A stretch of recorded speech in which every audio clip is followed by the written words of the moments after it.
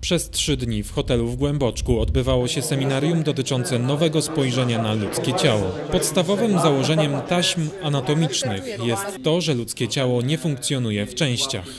Koncepcja pojedynczych mięśni i oddzielonych organów w żywym organizmie nie istnieje.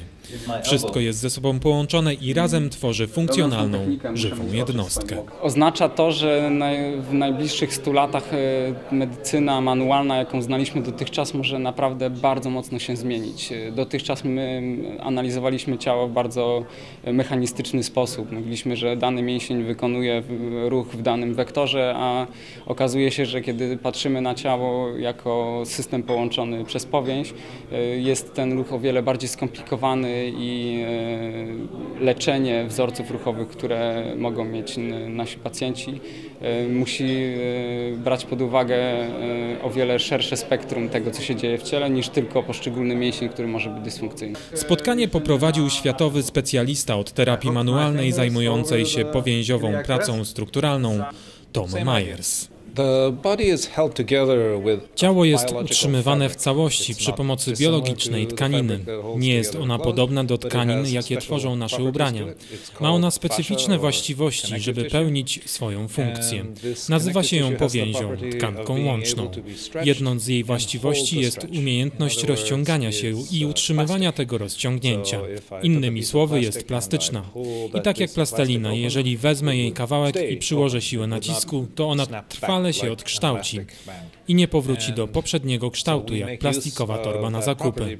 Więc my możemy używać tej właściwości, ponieważ kiedy człowiek przez długi czas otrzymuje ułożenie ciała w jednej pozycji, wówczas ta tkanina staje się krótka.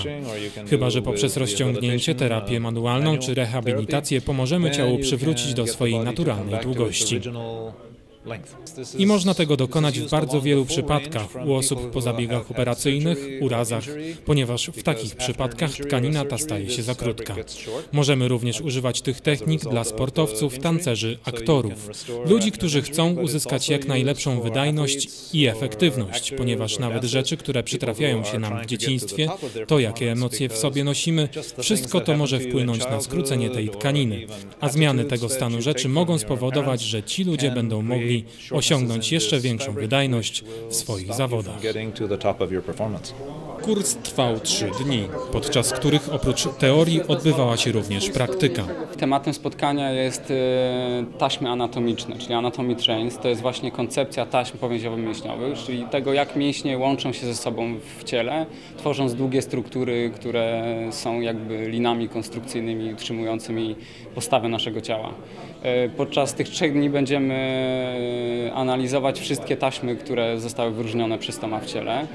Będziemy poruszać się od taśm powierzchownych, później przechodzą do głębszych struktur w ciele, tak żeby uczestnicy mogli uzyskać techniki i sposoby oceny zarówno tych powierzchownych struktur, jak i głębszych, po to, żeby móc zmieniać stale strukturę swoich klientów, pacjentów.